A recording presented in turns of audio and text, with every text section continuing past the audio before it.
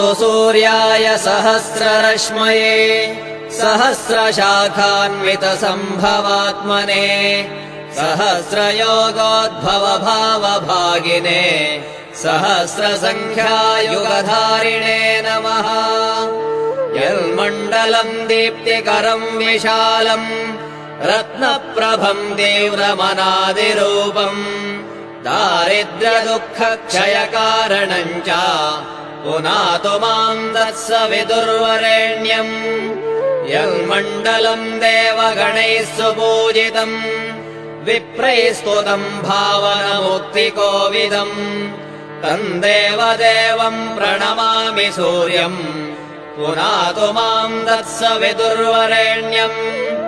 यन्मण्डलम् ज्ञानघनम् त्वगम्यम् त्रैलोक्यपूज्यम् त्रिगुणात्मरूपम् समस्ततेजोमय दिव्यरूपम् पुनातु माम् तत्सवितुर्वरेण्यम्।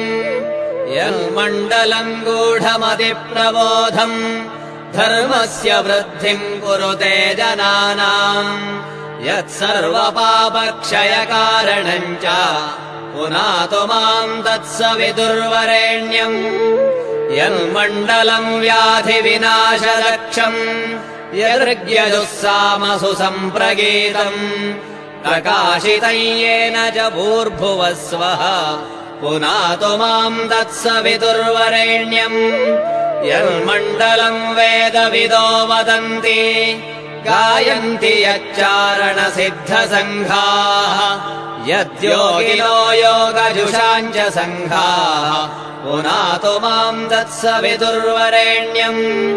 यन्मण्डलम् सर्वजनैश्च पूजितम् ज्योतिश्च कुर्यादिह मर्त्यलोके यत्कालकालाद्यमनादिरूपम् पुनातु माम् तत्सवितुर्वरेण्यम्।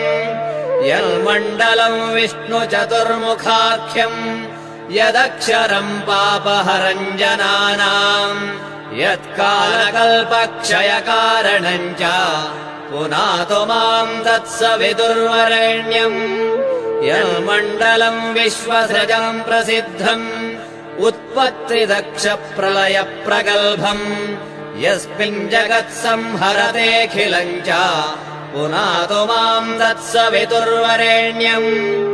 यन्मण्डलम् सर्वगतस्य विष्णोः आत्मा परम् धाम विशुद्धतत्त्वम् सूक्ष्मान्तरैर्योगपथानुगम्यम् पुनातु माम् तत्सवितुर्वरेण्यम्।